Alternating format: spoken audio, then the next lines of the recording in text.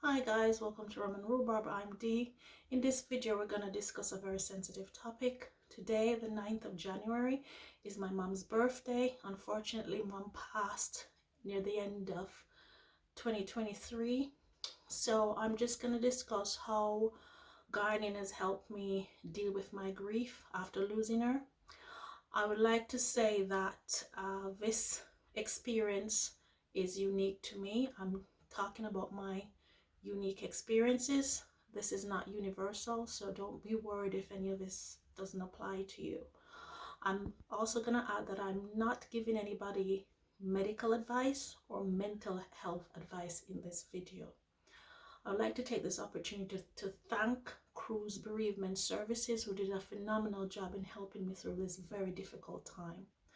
I'm gonna cut towards clips of me working in the garden while I speak, as I may become a little bit emotional during this video. So I'm just gonna play me gardening today, just tidying up the garden, and you can watch me tidy up the garden while I speak. Just want to thank you in advance for understanding and listening to me speak about my mom. Thank you. So in 2022, I moved to this property and I was getting ready, tidying up, setting up the property. That was October 2022. It was quite busy. I had booked annual leave for June 2023. I was going to book the entire month off. I was really excited because I hadn't visited home in a while because of my own ill health and the world health situation. So I hadn't been home for a bit. So I was really excited. I was on the phone with my mum a lot. We were making arrangements. Both of us were very excited to see each other face to face again. I usually call my mum almost every day. And one day I called her in March and she was at the hospital. She was having tummy pains. And I spoke to her while she was at the hospital, and then when she got home, I contacted her again just to make sure she was safely home and she had gotten some antibiotics. I said to her, okay, I'll call you tomorrow because mom's in Jamaica and I'm here in the UK, so there's like a 5-6 hour difference depending on the time of the year. So I rang her the following day and was told she was back in hospital. She was unconscious. I was really surprised because she was speaking to me very well the day before, and mom doesn't have any severe medical condition. She has what we call a touch of high blood pressure, so she takes like half a tablet every other day. Her knees were the problem. She had osteoarthritis, especially in one knee, so she's really had problems with her knee, but she could walk and everything was fine, and she was getting painkillers to control the pain in her knees. So I was like really shocked. And the fact that she was unconscious. So this was the Thursday after I'd spoken to her the Wednesday. By the next Thursday, I was in Jamaica at the hospital. I'd gone home the Wednesday night. I was at the hospital the Thursday morning, and I saw her. The doctor was very kind because he understood the situation, and I saw her, and he said that she had sepsis, and her liver and her kidney were in pretty bad shape. She was still unconscious, but they were treating her. Next few days I went back, she'd improved. They had allowed me to see her. She was in isolation and it was very stressful. But eventually mom came out of the hospital. She had been back into hospital for a minute, but she came back out because she had a seizure. So we took her back, I think, after a month. I was home for 3.5 months looking after my mom, so I didn't get back to the UK till about mid-July. I'd left her with family, and I'd hired nurses. Well, I hired nurses to look after her when she came out of hospital because she was still very ill, but she was stable and I wanted her home as quickly as possible.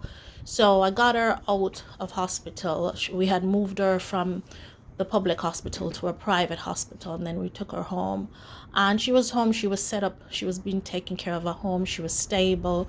She went back into hospital for a brief time with a seizure. She came back out. She seemed to be doing better. I was having her do mild physio. She was using a wheelchair. She even went to visit friends Yeah, she went to visit friends. So she was okay. She was on the road to recovery, I would say. And if we had any issues, we'd call the doctor and just see what was up. Anyway, I left after 3.5 months, left her in the care of family and 24-hour nurses, and just to make sure she was fine. So 2.5 months later, I got a frantic call from the nurse saying she was having like seizures again. I said, okay, not to worry, just take her up to the hospital. So they took her up to the hospital, and I called them while they were there and said, okay, what's going on? And the nurse said, well, she's gone. And I thought she'd gone to get an MRI. And I said, okay, so when is she coming back from the MRI? Something to that effect. And she said, no, she's gone. And I can't explain the devastation I felt when I realized what she really meant. That was so painful. So here I was going back to Jamaica to arrange funeral services for my mom. I think the hard part was mom wasn't ill before. So this illness was sudden, and this passing was sudden as well, because everybody, including the doctors, expected her to get better. So it was devastating. Someone said to me while I was there that, hey, you're in business mode. When you get back to the UK, it's going to hit you. And it did. So I got back and I was, crying. Yes, I cried before, but I was waking up crying. I dreamt and forgotten that she was gone, and I, forgot that she had passed, and having to slowly remember that she passed. And, my memory was shocking. I couldn't remember if I slept or not, if I'd taken my medications, which were already in a pill box. I was all over the place. I was really hurting. When I got back in November 2023, I was really hurting. So I had booked for cruise bereavement, but the gardening has just been terrific in helping me deal with what has happened. First of all, because of the garden, I had to get up out of bed. I had to check if the seeds had germinated and what needed to be done. So I had to get up out of bed, because otherwise I don't think I just stayed there. And I had to water the plants and check on everything. Also, gardening acted as a kind of a painkiller, because once I started to think about gardening, I wouldn't be so hurt and crying. It would give me a break from my anguish.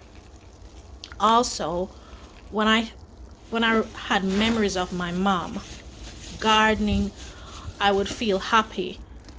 Before, when I had memories of my mom, it would be when she was ill and I couldn't get past that. So I would be very upset. But when I thought about my mom and her garden, I felt happy again. So me thinking about mom gardening made me happy, because it's like that Shirley Caesar song that says, I remember my mom in a happy way. So I would remember my mom in a happy way when I thought about her gardening, because my mom loved her garden. She would boast about how she had the biggest, prettiest callaloo you could think of. Her fruits were the biggest and juiciest. Oh, she took real good care of her garden. If it was anything looked funny, she would take it on to the garden center and check what was wrong and get treatment for her plant. She'd take really good care of her plants. She boasted on her plants. She'd fuss about her plants. She had a lot. She really loved the garden, and my grandma too. My grandma's yard was full of fruit trees and everything, and my mom had a wealth of knowledge regarding how to use the plants. So that's one of the things I miss about her. I remember someone said to her, it looks like the limes had fallen, and my mom was like, hey, who do you know can climb a lime tree? So little things like that I remember, and I feel a little bit better about the memory. Like, it just unlocked a treasure trove of happy memories for me, and it was very difficult in the beginning to access the happy memories. I would just keep remembering that she was ill, and but thinking about her gardening was very, very good for me. It also helped me with my memory issues. It made me more mindful, and that's one of the things that came up in the bereavement counseling, mindfulness. So I'd have to focus on what I was doing in the garden. I'd have to pay attention to anything that had changed, any flowers that open. I had a lot of pretty poppies popping up all over the place, so I had to pay attention, and that helped me. That helped me to focus on the present, which when you're grieving, it's kind of hard sometimes because you're thinking about the past, you're worried about the future, and it can get difficult. The other thing is, it made me more hopeful. It made me look forward to things. It made me plan for the future. Because I just, at first, you're just not thinking about doing that. And if you plant something, you're going to want it to germinate. You're going to want it to grow. If it's a fruiting vegetable, you're going to want it to fruit. So you have something to look forward to. So those are some of the ways in which gardening has helped me. It would help me, my emotions, in terms of thinking about happy memories and being present and enjoying the moment. At first, I was all over the place. I wasn't eating, and then I started to overeat. I've gained a lot of weight, which I need to lose. So maybe the next series will be how my garden helped me lose weight. But yeah, it was hard. It's very difficult. It's a very difficult thing. I love my mom dearly. We were very close. We spoke almost every day. She provided me with emotional support, and sometimes you don't notice that until the person is gone, and you're like, because my mom is the type of person, if I did wrong her and I didn't tell her what was wrong or said anything was wrong, after speaking with her, I'd feel better. So that's one of the things. It's like the emotional support was gone, and it's kind of hard to replicate that. Yes, you can delegate it, but who's gonna be like your mom? Nobody. So it was really hard. So, and even with that, when I go out into the garden, when I go and collect seaweed, even if it's collecting manure, it is, you see the ponies, or you go up by the beach and stuff like that. It does kind of give you an emotional boost. It does brighten you up, even if it's a gray day. If it's a gray day, I tend to head for the beach because I can't stand those days. And I noticed that this year, it's harder than, most years because, gray days and, so I've really appreciate how gardening has helped me with grief. And because my mom loved gardening, and when I garden, I feel like somehow I'm still connected to her. Somehow she's passed this great gift on, and I feel like by me gardening, I've kept her memory alive. Even in doing this video, it is just in her memory, to honor her, to keep her memory alive, or watch a part of her that and that's the thing. Everybody, when I did the eulogy, everybody could agree with how she loved her gardening and how generous she was with her produce. My mom would be, the more she picked those akis and gave it away, the more they came up, the more she handed people breadfruit. And she'd do something if she felt that people weren't if they weren't gonna have the funds to do something, she'd give them breadfruit. She'd give them breadfruit from the breadfruit tree. She'd give them ackee. She'd buy saltfish for them to have a complete meal. She'll make drink for them with star fruit and give them the star fruit as well, just in case they didn't have the funds to do it the way she thought they would enjoy it the best. So she was generous with her. She was a generous woman. She was kind, very empathetic, and she was also generous with her produce. She was proud of what she grew, and she wanted to share with everybody. So I really feel proud of my mom in the life that she lived and how kind she was. I know everybody remembered her for her kindness, because even when I went to the church, people were saying, oh yeah, she brought this to church, or she gave me this, or some people like, oh, by this time she'll be giving us the second or third round of star fruit, or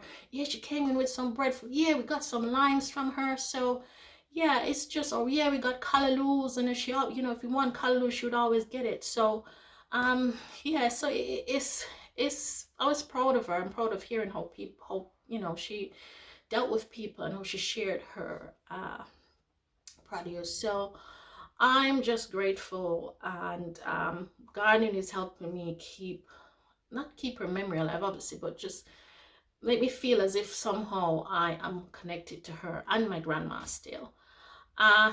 Guys, thank you so much for watching. Thank you for listening to me share my story of my mom. It's just to honor her, it's just to keep her memory, to mark her memory for today. On her birthday, she would have been 79. I miss her dearly. Thank you guys for watching. Take care.